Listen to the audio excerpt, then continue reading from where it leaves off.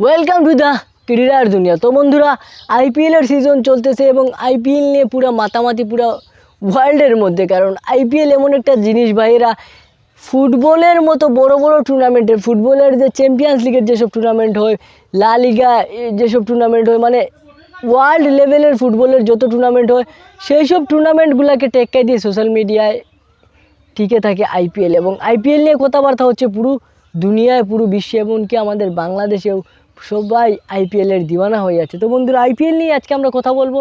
তো আইপিএল নিয়ে কথা বলার একটা কারণ হচ্ছে বন্ধুরা, আইপিএলে যে লোগোটা আমরা দেখি, এই যে লোগোটা, এই লোগোটা যে আমরা দেখি, এখানে ওই ইন্ডিয়ার অনেকজন দাবি করে যে এবিডি ভিলিয়ার্স হচ্ছেন এই লোগো এর একমাত্র অধিকারী।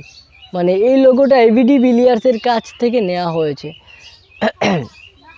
তো বন্ধুরা, আমরা আসলেই কি এবিডি ভিলিয়ার্স এই লোগোটা তার কাছ থেকে নেওয়া হয়েছে সেটা নিয়ে আলোচনা করব। বন্ধুরা, আমরা জানি যে এবিডি ভিলিয়ার্স উনি 2013 সালে এই যে লোগোটা, এই লোগোটা কিন্তু 2008 সালে অলরেডি তৈরি করে হয়ে গিয়েছে। কিন্তু এই যে শটটা, এই শটটা কিন্তু 2013 সালে এবিডি ভিলিয়ার্স খেলেছিলেন।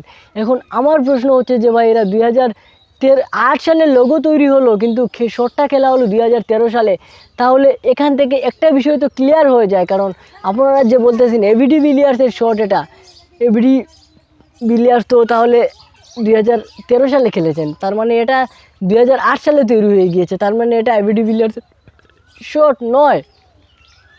এখন আমরা যদি বলি তাহলে কে এই শটের, এই লোগোটার আসল প্লেয়ারটাকে? তো বন্ধুরা, এই শটের কিন্তু আসল প্লেয়ার হচ্ছেন আমাদের মাশরাফি বিন মর্তুজা।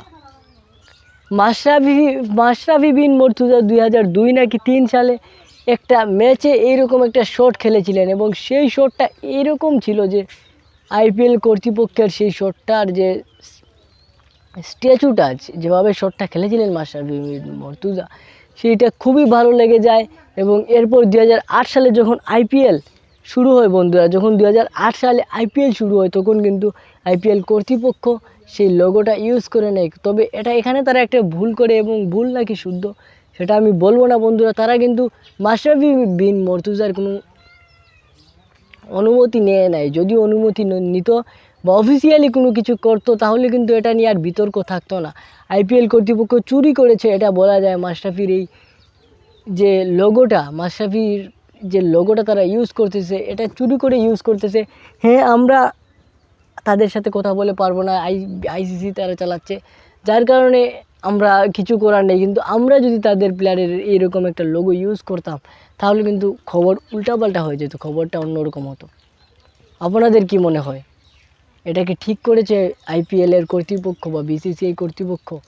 অবশ্যই কমেন্টে জানিয়ে দেবেন। দেখা হচ্ছে নেক্সট ভিডিওতে। আজকের মতো বিদায়, ভালো থাকবেন, আসসালামু আলাইকুম।